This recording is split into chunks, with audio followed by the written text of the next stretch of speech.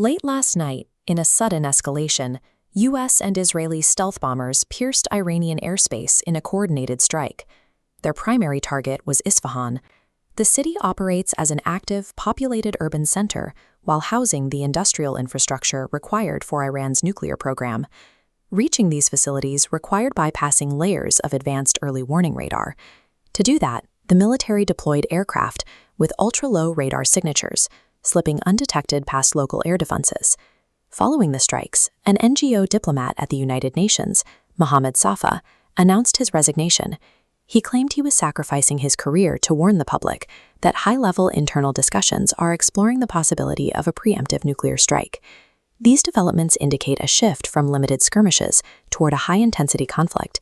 The focus has moved from negotiations to a military strategy designed to dismantle a nation's nuclear backbone through force. Navigating this crisis requires understanding the hard science driving these military maneuvers. CBRT GPSC presents this deep dive as a case study for civil service preparation, breaking down the technical stakes. This diagram breaks down the core mechanics of nuclear weaponry. On the left, an atom bomb generates energy through nuclear fission, the splitting of a heavy atom. On the right is a hydrogen bomb, which relies on nuclear fusion, the combining of light atoms. The fusion process mimics the reactions at the core of the sun, resulting in an exponentially higher yield. Because this reaction is extremely difficult to achieve and nearly impossible to control, the resulting blast radius is significantly more destructive. Isfahan is a target because its conversion facilities process raw uranium into the chemical state required for enrichment. Without this specific industrial process, a nation cannot produce the fuel necessary for either fission or fusion weapons. Until now, the primary defense against nuclear proliferation relied on a specific international agreement, the Non-Proliferation Treaty, or NPT. When the treaty entered into force in 1970, it established a dual mandate.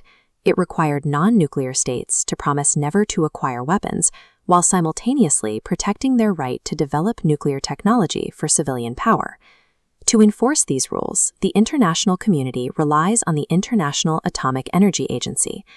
Operating out of this massive complex in Vienna, the IAEA acts as a global watchdog, sending inspectors directly into foreign facilities to physically verify compliance.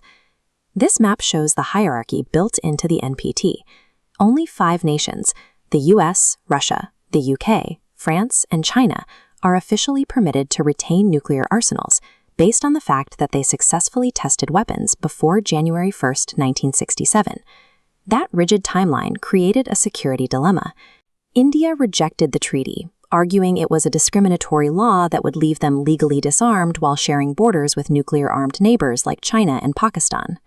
The architecture of global nuclear peace hinges on nations voluntarily submitting to this system. Right now, in the Middle East, that submission is fracturing. The recent strikes were triggered by a legislative catalyst. Inside this room, the Iranian parliament is actively debating a complete withdrawal from the NPT. Iranian officials maintain that their nuclear program is strictly for civilian power. They argue that the NPT framework is being used to deny them sovereignty over their own energy resources through the threat of international sanctions. If Iran exits the treaty, the IAEA would lose all legal jurisdiction within their borders. International inspectors would be physically barred from entering the facilities they currently monitor. This would create an information void. Without inspectors on the ground checking the centrifuges, the international community has no reliable way to verify if Iran is enriching uranium for electricity or for weapons. With diplomacy at a standstill and Iran threatening to lock out the watchdogs, the US and Israel made a calculation. If legal safeguards are removed, physical destruction is the only way to stall the program. The strikes on Isfahan were preemptive measures, attempting to enforce NPT rules through kinetic violence. The military utilized 2,000-pound bunker-buster munitions here.